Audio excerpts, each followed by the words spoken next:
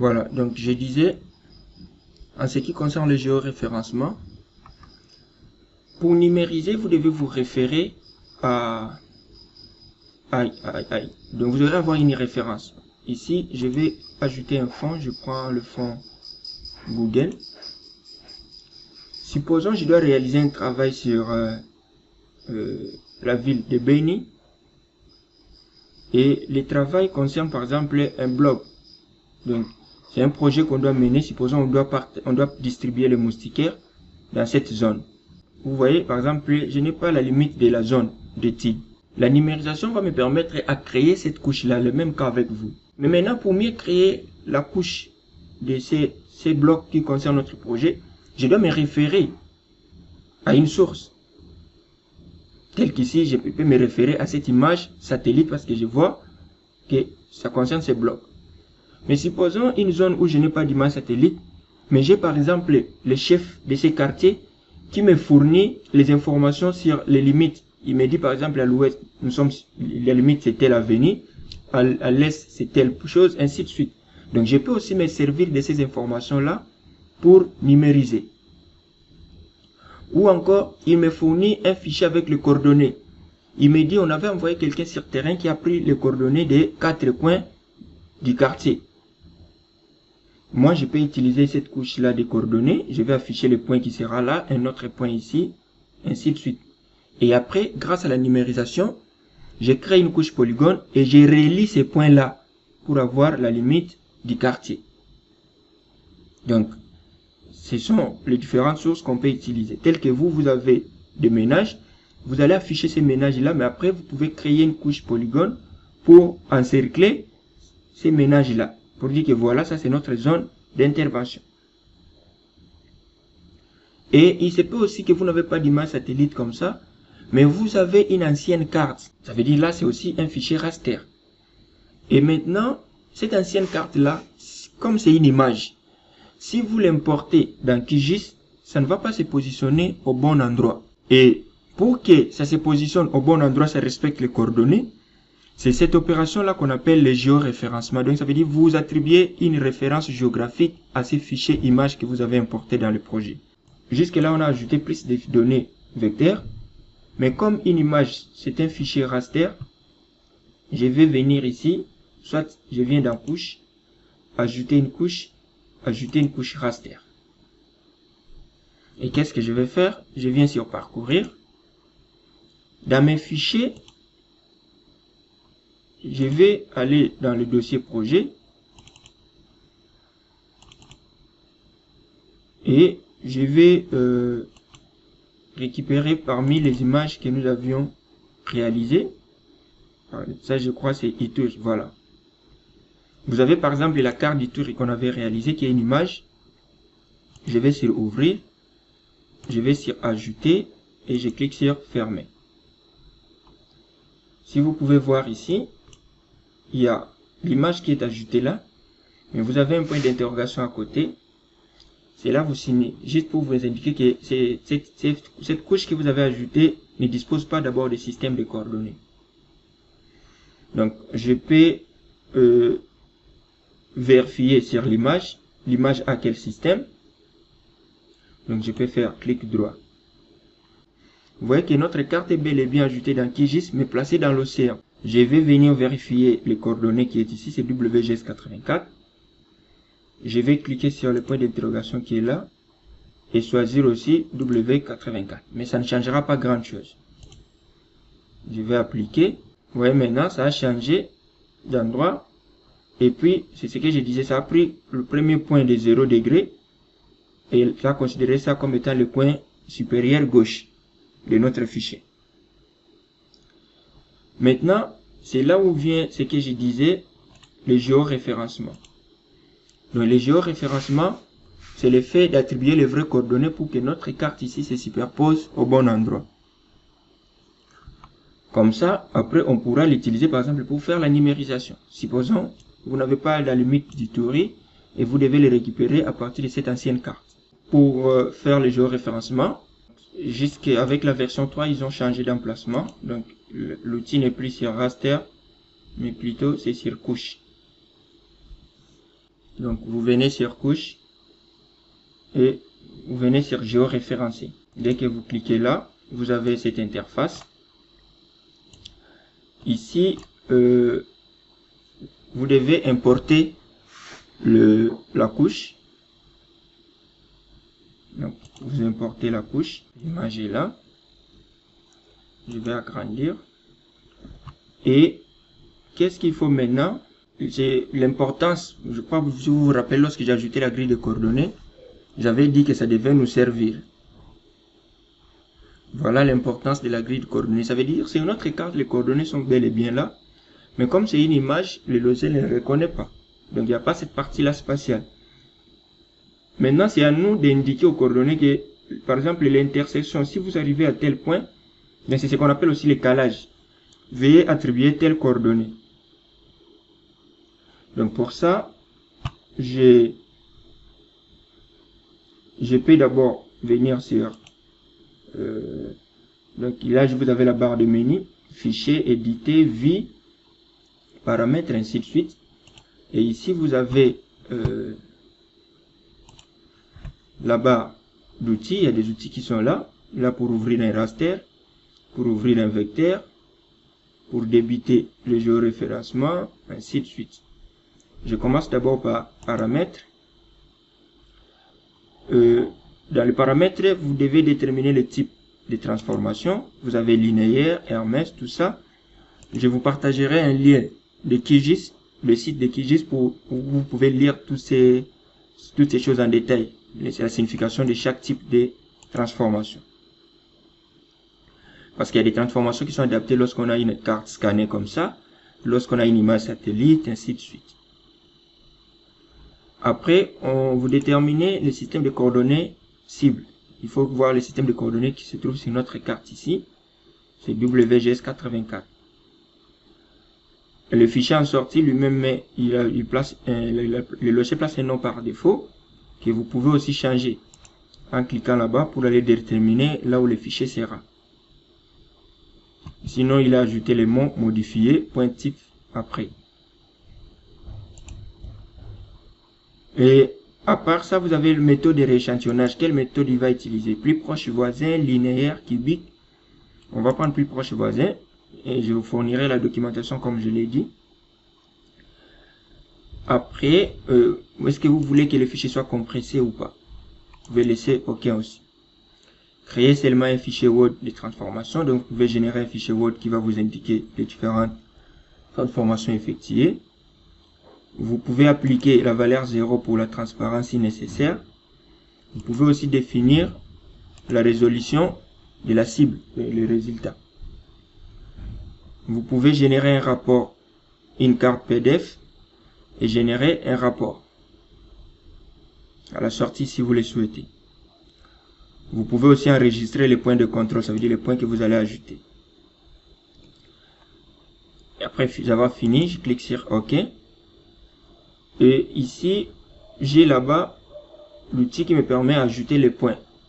Ça veut dire à chaque fois que je vais ajouter un point, et je vais indiquer au logiciel quelles sont les coordonnées qu'il doit considérer à ces points-là. En bas, j'ai la table des points de contrôle qui m'indiquera chaque point que j'ai ajouté, les coordonnées qui sont d'abord considérées avant, les vraies coordonnées, ainsi que la marche d'erreur. Parce que pour réussir cette opération, ça veut dire qu'on va faire subir à cette carte une transformation pour la placer là où elle devait se positionner. Et maintenant, c'est ça l'importance de placer la grille avec des croix comme ça. Sinon, je devais chercher le croisement de l'axe des abscisses et autres là. Mais comme j'avais déjà placé des croix, ça va me faciliter. Et il est toujours conseillé de bien zoomer pour augmenter les chances de précision. Je vais venir là. Qu'est-ce que je vais faire? Donc, je viens là au milieu. Je clique. Je fais clic gauche de ma souris. Et le logiciel me présente cette interface. Il me dit quelles est maintenant les coordonnées X réelles et Y. Maintenant, ici, il ne prend en compte que l'Est et le Nord. Si par exemple dans votre carte, vous avez les coordonnées ouest et sud, vous devez les précéder des signes négatifs. Et là en haut, il vous donne les détails comment entrer les coordonnées. Si vos coordonnées sont en degrés, minutes, secondes, vous devez placer les degrés, vous mettez espace, minutes, espace, secondes. Si c'est en degré décimal, vous devez placer les degrés, vous mettez point et puis vous mettez les décimales. Donc tout ce qui est détaillé. Pour nous, nous avons là, nous avons à l'est, c'est 28, 0, 0. Donc vous prenez les coordonnées qui sont là. Ici, au nord, nous avons 3, 12, 0.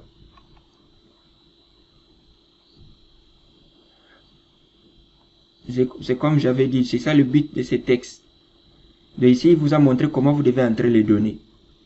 Vous respectez juste ça. Donc vous mettez la valeur degré, minute et seconde. Une fois fini, je clique sur OK. Il ajoute un point. Et ici, vous voyez, il ajoute des informations. Donc, je vais prendre juste les différents points pour bien, parce que ça vous permet de caler l'image. Je vais prendre aussi l'autre bout.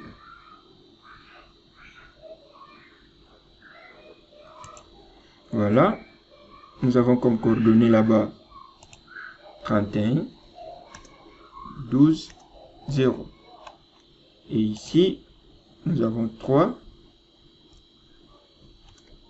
12, 0. Je clique sur OK. Je fais pareil l'autre bout.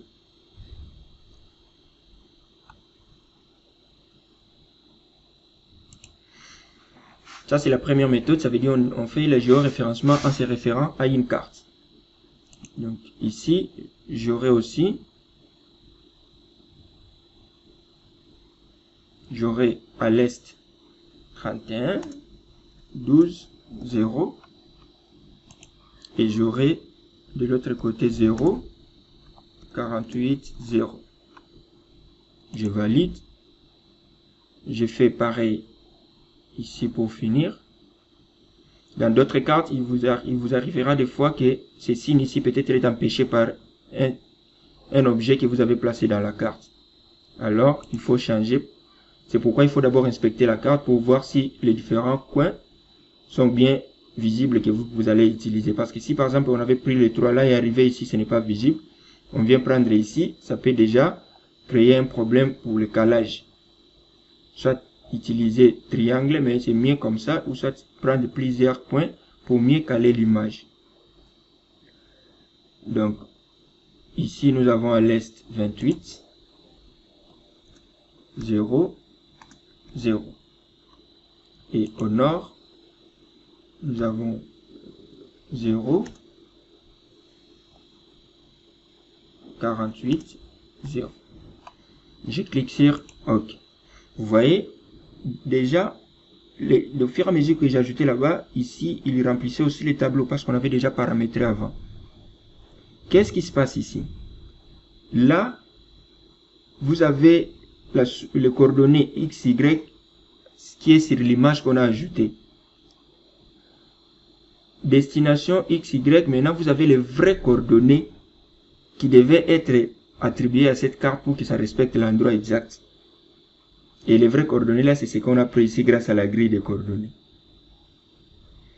Et là, vous avez le marche d'erreur. Le résidu qui est là, ça veut dire c'est l'écart. Lorsqu'il a fait la transformation, l'écart tel que chez nous l'envoie 0, 0, ça veut dire c'est bon. Si vous voyez qu'il y a un grand écart, ça veut dire votre transformation sera pas bien, la carte sera pas bien positionnée. Et une fois fini, qu'est-ce qui se passe?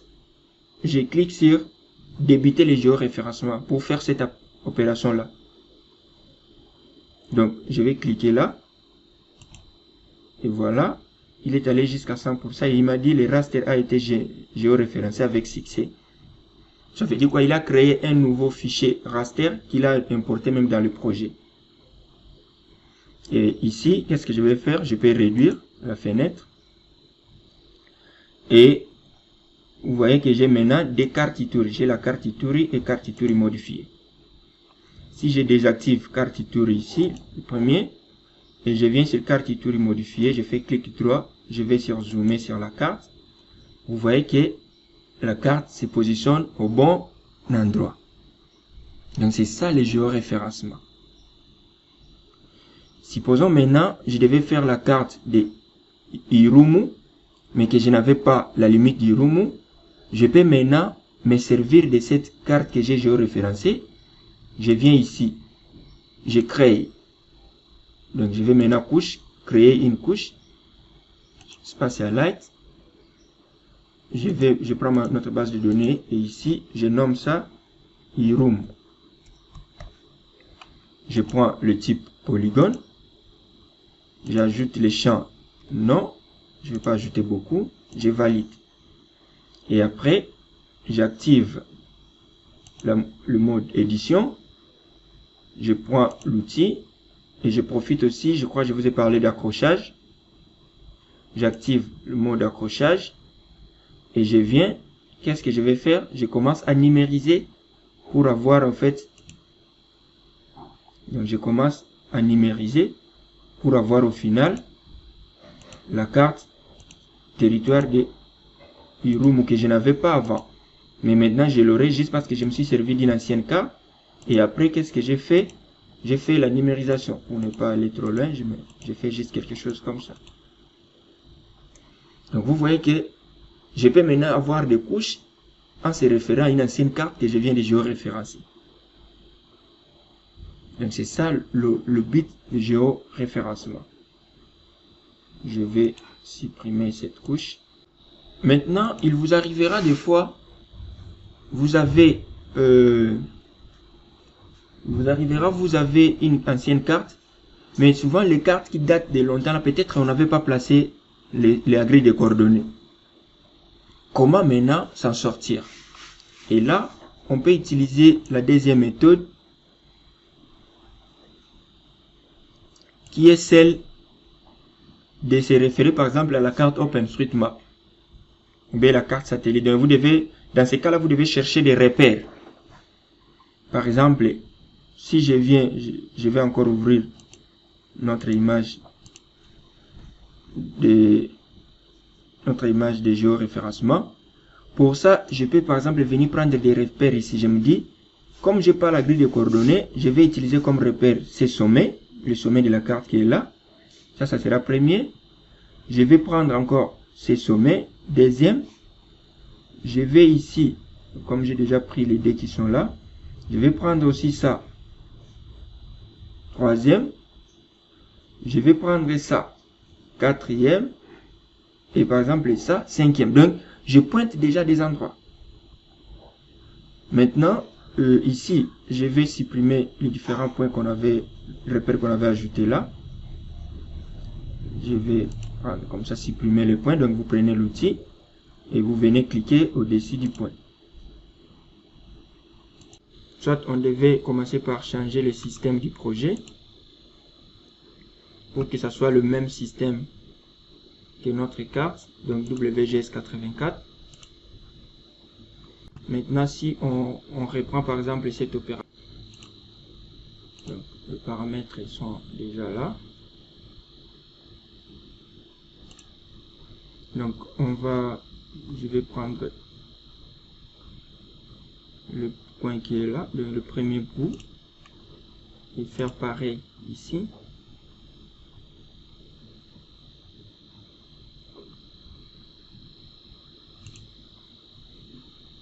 Voilà. Donc vous voyez que avant le système n'était pas pareil. Maintenant nous avons le même système. Vous voyez que ça prend aussi WGS84. Avant, l'autre était un système métrique et ici c'était un système angulaire. Donc on va continuer. Donc sur tous les systèmes de coordonnées, je ne sais pas si vous avez partagé une vidéo sur la géodésie. Comment changer les systèmes de coordonnées. J'avais pas partagé un tutoriel comme ça. Je vais le faire parce que c'est important de maîtriser cette notion. Par exemple, comment changer les systèmes de coordonnées d'un projet, d'une couche, tout ça.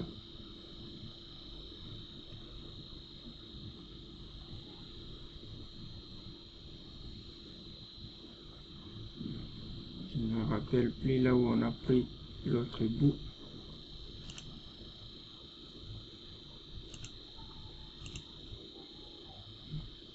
Donc on va prendre juste ça, on prend aussi l'autre.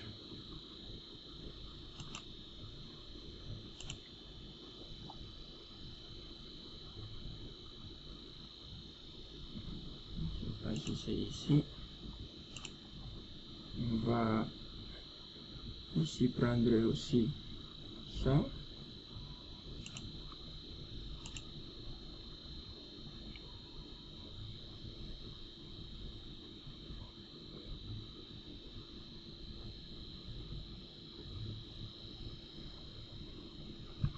Ainsi c'est ici, espérons.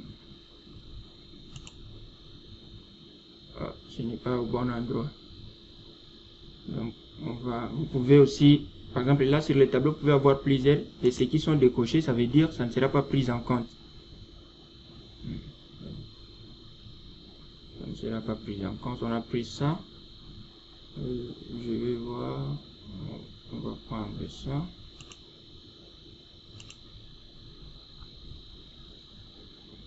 On quitte là-bas. Juste que ici il y a tellement de confusion que je ne sais pas bien là où ça se positionne.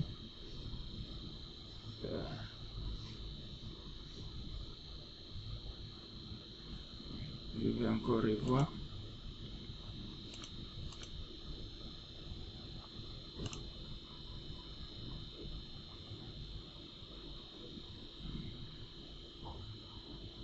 Par exemple ici.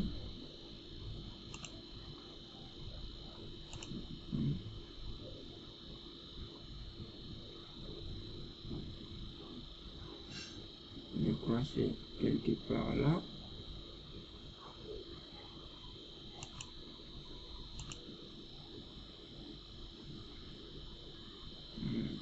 Comme ça. Par là, on va prendre aussi ici.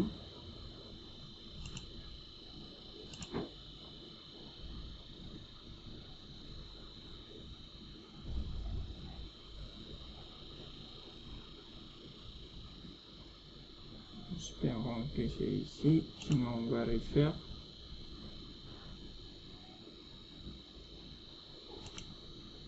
Et au final, on va prendre là.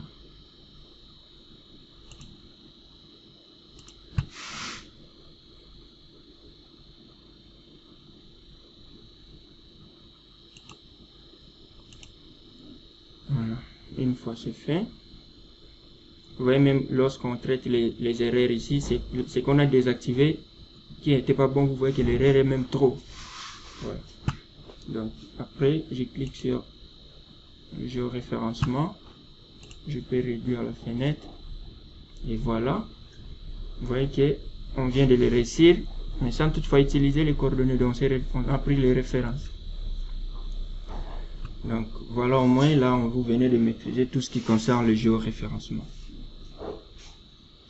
Donc l'idée est juste que ça nous permet d'avoir un support et après on peut faire la numérisation en se référant à ces fonds-là.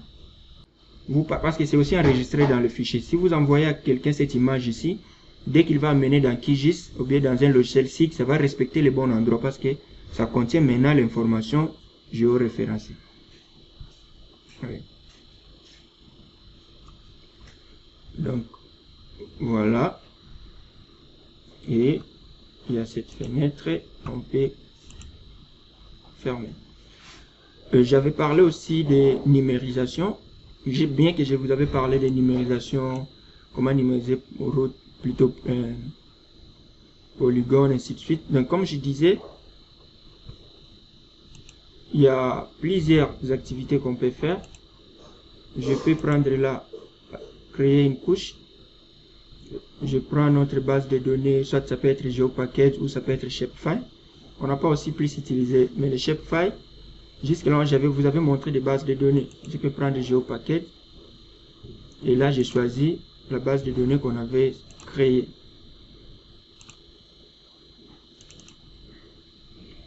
Je ne sais pas si c'était ici, voilà. J'ai par exemple hydro, soit j'ai BDI Tour.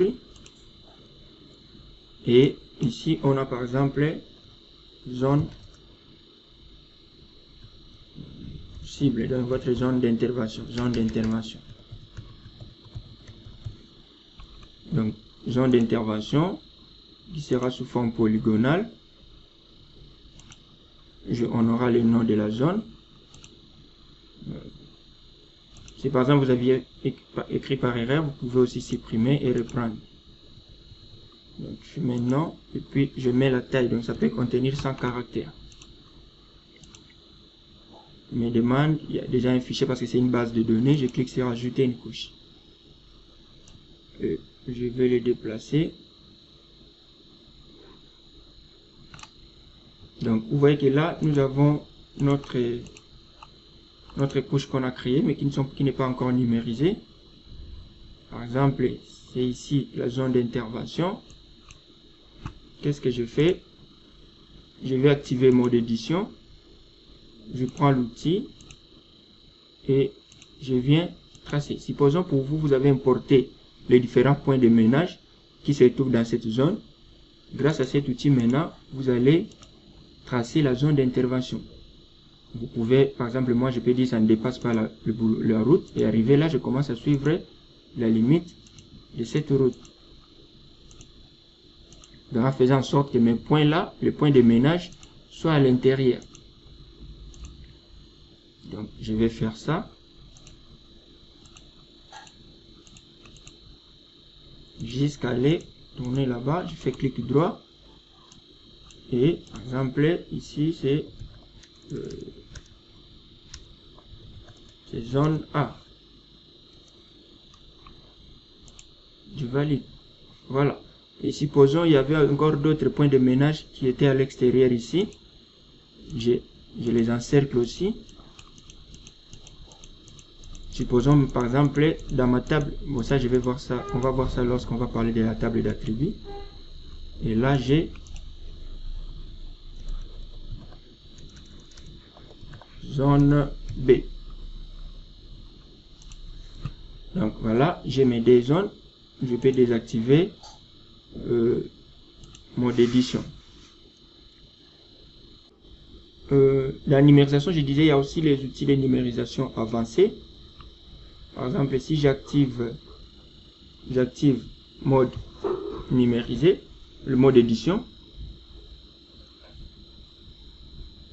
vous voyez que je peux accéder à pas mal d'autres outils. D'abord ici, je peux modifier les nez. Donc, par exemple, je me dis ici, la limite ne devait pas être là. Je clique, je les déplace comme ça. Voilà. Je peux faire ces petits. Donc, vous cliquez sur les nez pour les déplacer. Là aussi, vous cliquez. Il ne faut pas qu'il y ait deux points au même endroit. Vous voyez, par exemple, là, il est en train de m'indiquer qu'il y a l'erreur. Donc, c'est ce qu'on appelle l'erreur de topologie. Donc, je prends l'outil édition des nez. Donc, quelque part ici, il y avait au moins, je clique comme ça, il y avait quelque part où il y avait des nez au même endroit. Vous voyez, c'est l'autre là. C'est ici où ça marque un signe. Donc, si je clique là, je fais ça. Vous voyez qu'il y a des nez au même endroit. Je sélectionne. Donc, cliquer en formant un cadre vous permet de sélectionner un nez. Et vous pouvez utiliser le bouton Backspace pour supprimer. Un bouton suppression du clavier. À part ça, vous avez aussi d'autres outils. Par exemple, je vais dans édition, je vais dans un espace vide comme ça. Je fais clic droit et je vais cocher numérisation avancée. J'espère que vous savez que vous pouvez afficher plusieurs panneaux, plusieurs outils sur cette interface. Je prends numérisation avancée et voilà ce qui est ajouté là. Et je peux faire des numérisations avancées. Par exemple, là, je peux ajouter un anneau. Si je prends ça, je viens, je clique à l'intérieur. Dès que je fais clic gauche, j'ajoute un anneau, donc un vide. Supposons que cette partie n'était pas concernée par mon étude. Et je peux aussi effacer un anneau. Je viens, je fais ça. Donc je prends juste l'outil, je clique à l'intérieur, ça efface l'anneau. Je peux aussi ajouter une partie. Là, il n'y en avait pas. Je prends par exemple, remodeler l'entité. Je fais ça.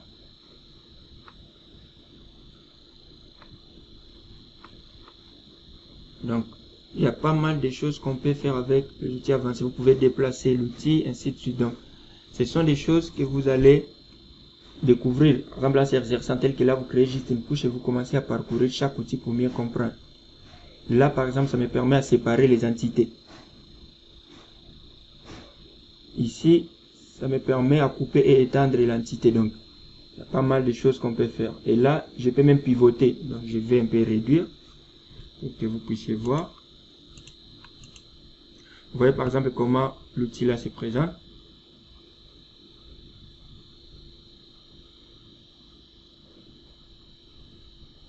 Ça peut être dit à la connexion peut-être.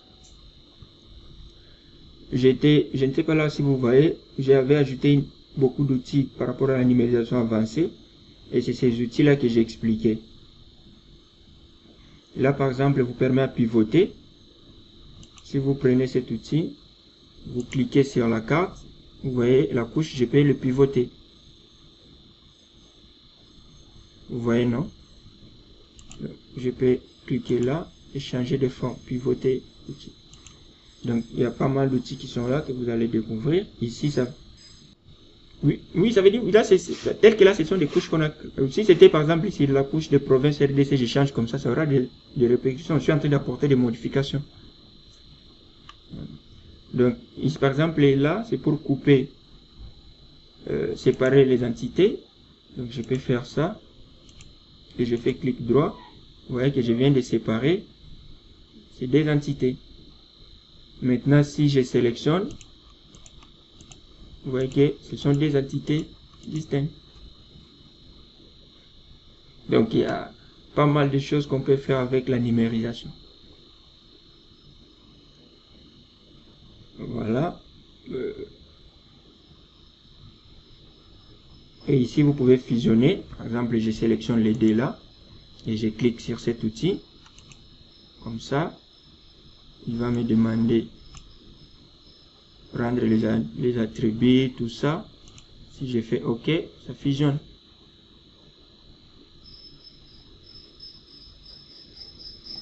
Donc voilà. Et à part ça, à part la numérisation, il y a la manipulation des données attributaires. Ça aussi, c'est très important. Supposons,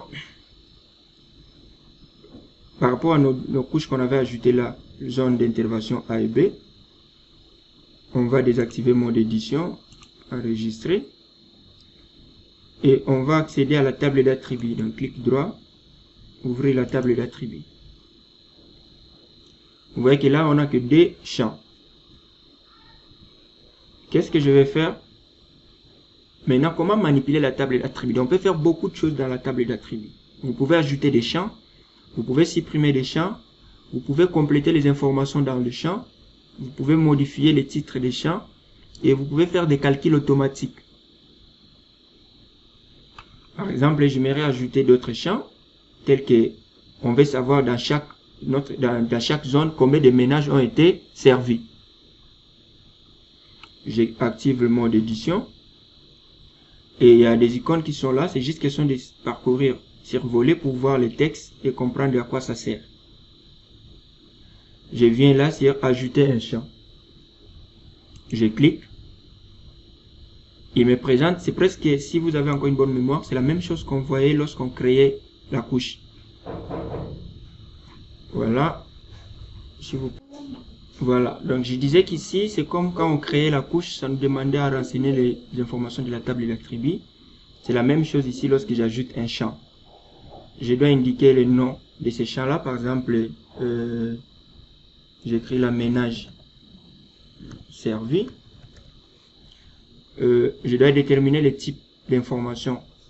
Comme ce sont les ménages, ça sera un nombre entier. Je clique sur OK. Voilà. Et supposons que j'aurai aussi à calculer la superficie, par exemple. Je peux ajouter encore un champ. J'écris superficie. Et je prends décimale. Je clique OK. Donc c'est à moi, je peux ajouter autant de champs. Je peux ajouter encore un autre champ. Supposons date, ou bien par exemple année de création de ces années création qu'on a créé le site là des réfugiés. Et comme ça sera année ou date, je vais prendre aussi le type date. Je clique sur OK. Donc voilà comment on peut ajouter le champ dans la table d'attributs d'une couche. Et je peux aussi supprimer, j'ai le bouton supprimer les champs qui est là. Pour supprimer, je prends par exemple, je choisis ce que je vais supprimer, je clique sur OK.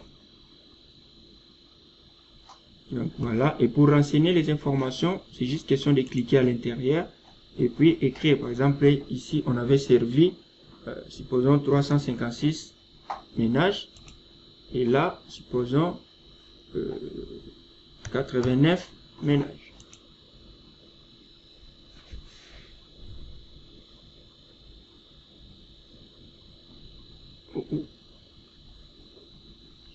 Oui. Par exemple, je vais faire ça comme ça. On va voir parce que j'avais parlé de comment faire les calculs, de faire des calculs automatiques. On va voir ça. Ça veut dire, je vais ajouter une couche. Donc je vais sur créer couche. On va prendre GeoPacket toujours. On va aller dans notre base de données, BDITouri, et on va nommer ça ménage. On va prendre des types points, donc ça veut dire que ce sont des ménages. Et là, on aura nom. Je valide. Je vais vite ajouter ces points-là. Je vais ajouter au moins plusieurs.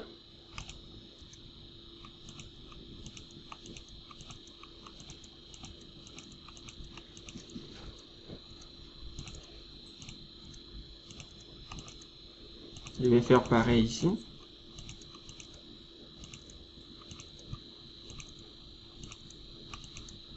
Voilà. On va désactiver et puis on va revenir sur la table d'attributs de cette couche. Vous voyez par exemple, on peut faire aussi les calculs automatiques de la superficie. Pour ça, on utilise la calculatrice des champs qui est là. Donc, dès que vous cliquez là, vous avez cette interface calculatrice des champs. Et comment ça se passe? Vous avez deux possibilités. Soit vous pouvez créer un nouveau champ, tout comme vous pouvez mettre à jour un champ existant.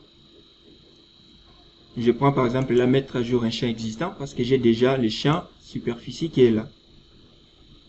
Et je clique pour choisir superficie.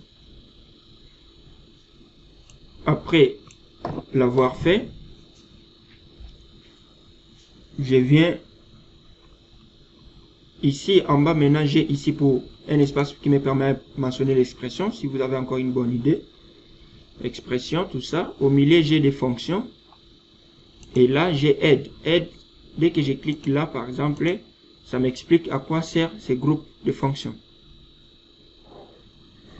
Et comme expression, comme je vais calculer la superficie, ça fait partie de la géométrie. Je cherche le groupe de fonctions géométrie. Là, je déroule et je cherche area parce que c'est en anglais, ça veut dire la superficie. Et il y en a deux, mais je prends ce qui est précédé des signes $, parce que le signe $ veut dire c'est la couche courante, la couche en cours. Je fais double clic sur area.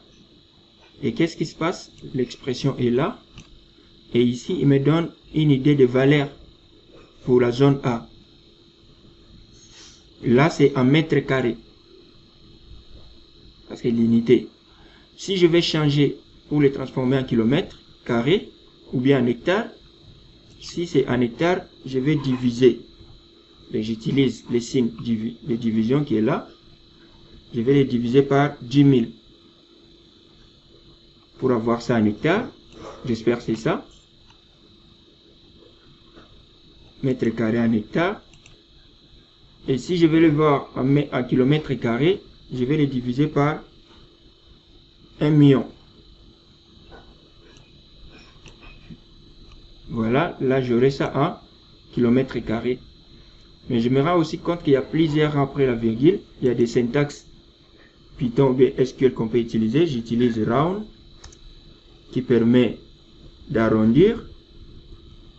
Et il me donne la formule. Il me dit si vous utilisez round, vous devez placer la valeur. Et après la virgule, vous placez le nombre de rangs. Donc place. Je vais placer la virgule. Combien de rangs après la virgule? 2. Et je ferme la parenthèse. Donc c'est cette expression. Il va le générer de façon automatique. Voilà la valeur qui est là. Et une fois fini, il va l'appliquer où? Dans le champ superficie. Et si je n'avais pas créé les champs superficie avant, je devais les créer directement ici. Une fois fini, je clique sur OK. Et vous pouvez voir là, dans la table d'attributs, nous avons la superficie de chaque zone qui est bien remplie. Je valide. Et puis j'enregistre. Donc voilà comment on peut manipuler quelques données dans la table d'attributs. Maintenant, comment compter ces points?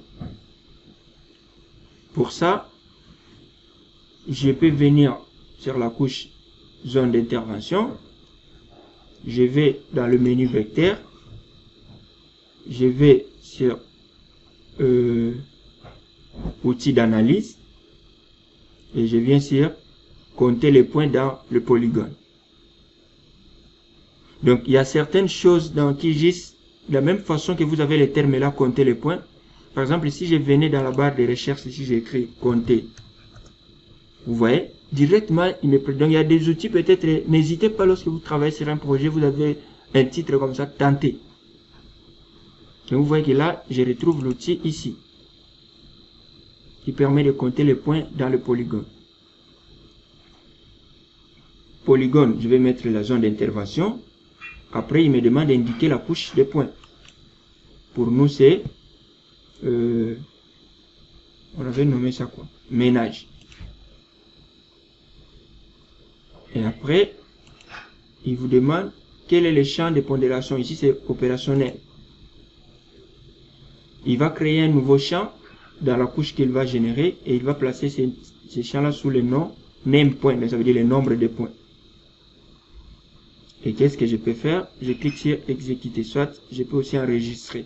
Parce qu'au final, c'est la couche sous format couche de zone qui sera générée, mais avec un champ dans la table d'attributs où on mentionne le nombre de ménages qui sont dans cette zone. Je clique sur exécuter. Je peux fermer. Vous voyez que j'ai une nouvelle couche créée qui est là, dénommée compte. Si j'accède dans la table d'attributs de cette couche, vous voyez qu'à la fin, j'ai un champ name point qui me donne le nombre de ménages. Et je pouvais même, je vais supprimer ça pour reprendre. Je pouvais même, en étant là, prendre ici ménage. Je pouvais même déjà ici changer le nom du champ pour écrire par exemple nombre ménage. Et puis j'exécute. Et si je viens maintenant accéder à la table d'attributs, si je viens accéder dans la table d'attributs, vous voyez que j'ai un champ nombre ménage avec le nombre de chaque ménage. Donc, et voilà. Donc maintenant, on peut faire clic droit. Donc, vous voyez quand par exemple on avait demandé, mais on a vu l'opération, on n'a pas vu aller jusqu'à la fin, telle que là, je ne peux pas vous montrer comment aller jusqu'à la mise en page parce que c'est une notion que vous savez. Donc, quand vous réalisez une carte, vous appliquez toutes les petites notions que vous maîtrisez. Là, par exemple, vous ouvrez, vous changez peut-être la symbologie. Comme ça. Vous venez sur étiquette, étiquette simple. Et je profite par la même occasion vous parler des étiquettes avancées ou bien avec des conditions. Supposons là, on veut afficher les noms de la zone et le nombre de ménages enquêtés. Ça veut dire si je prends nom seulement, il affiche seulement le nom de la zone. Pour avoir maintenant l'autre, je vais changer. Je peux prendre aussi étiquette basée sur des règles. Tout comme à partir d'ici, je peux aller vers le et qui est là pour utiliser une expression. Je viens là, comme expression. Je vais d'abord utiliser l'opérateur qui est là, qui permet d'aller sur la nouvelle ligne. Je fais ça. Je viens dans champ et valeur. Et je cherche les champs superficie. Qu'est-ce que je fais? Je prends nombre de ménages. Je pouvais même utiliser les 3, ça ne dérange pas. Je prends nombre de ménages. Mais après, comme ce sont les chaînes de caractères, il faut les séparer par la concaténation. Je fais ça et je fais ici. Voilà, j'ai zone A, 13. Maintenant, c'est une carte que je vais envoyer à quelqu'un pour qu'il comprenne que c'est 13 ménages. J'ai aussi la possibilité ici d'ajouter la barre de concaténation, de mettre entre guillemets et écrire ménage. Je mets un espace avant pour que ça ne colle pas avec la valeur 13. Et je fais OK. Après, je peux continuer tout ce qui concerne l'étiquetage. Donc, je change les styles de texte. Je prends texte Arial. Voilà. Et je peux vers OK. Donc, vous avez zone B et le nombre de ménages. Ménage est là. Voilà.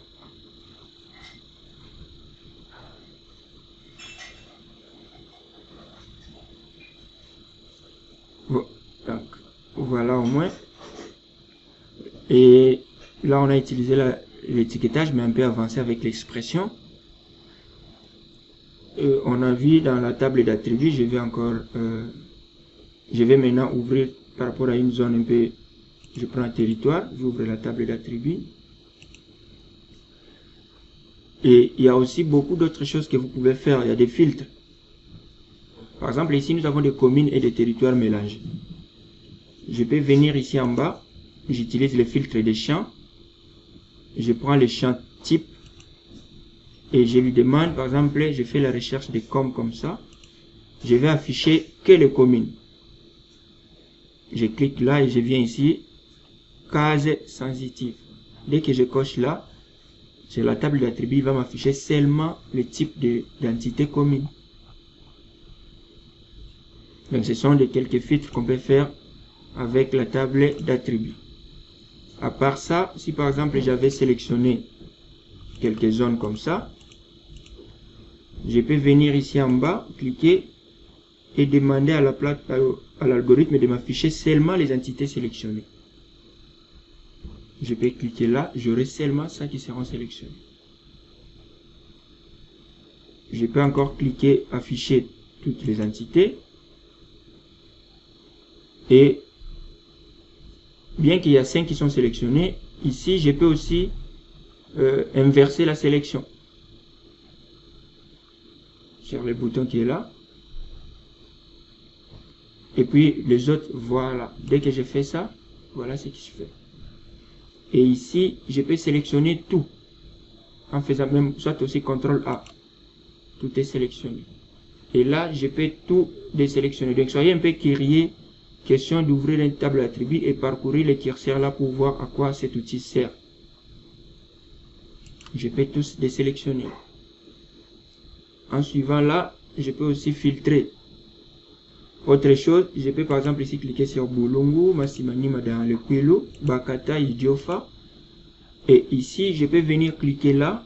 D'abord là, si je clique, ça va prendre tout ça, tous ces 4 là, les amener au sommet, au début. Si je fais ça, si vous venez au début, ça va placer au début. Et je vais même zoomer dans la carte de façon automatique là où, sur les zones sélectionnées. Dès que je clique là, et que je réduis comme ça, vous voyez que ça a zoomé sur les zones sélectionnées, mais je dois cocher là-bas pour les voir. Donc voilà, c'est sur des zones sélectionnées. Donc, ce sont des choses qu'on peut faire avec la table d'attributs. Je peux aussi changer l'ordre des champs. Par exemple, là, à la fin, nous avons origine et puis surface. Je me dis, surface va venir à la fin. J'utilise le bouton qui est là, organiser les colonnes. Et je viens ici, je clique sur surface pour la mener en dernier lieu. Après, je fais OK. Voilà que ça change. Il y a pas mal d'autres choses qu'on peut faire. On peut intégrer, ici par exemple, c'est intégrer la table d'attributs. Ça veut dire, ça ne s'ouvrira plus comme ça, détaché. Dès que je vais faire ça, ça l'intègre directement dans QGIS. Donc, j'ai fait des choses là-bas. Directement, je peux le voir ici. Donc, QGIS est vraiment adaptable sur beaucoup de choses. Mais ce qui est sûr est que ce n'est pas en 2 semaines qu'on va tout apprendre. Personnellement, imaginez que j'ai au moins aujourd'hui 6 ans en utilisant ce logiciel, mais je continue d'apprendre. Donc voilà, au moins là, on était dans tout ce qui est table d'attributs. Et en dehors de la table d'attributs, j'avais aussi parlé par exemple, automatisation des traitements. Mais ça va faire beaucoup de notions. Ça risque de vous embrouiller pour aujourd'hui.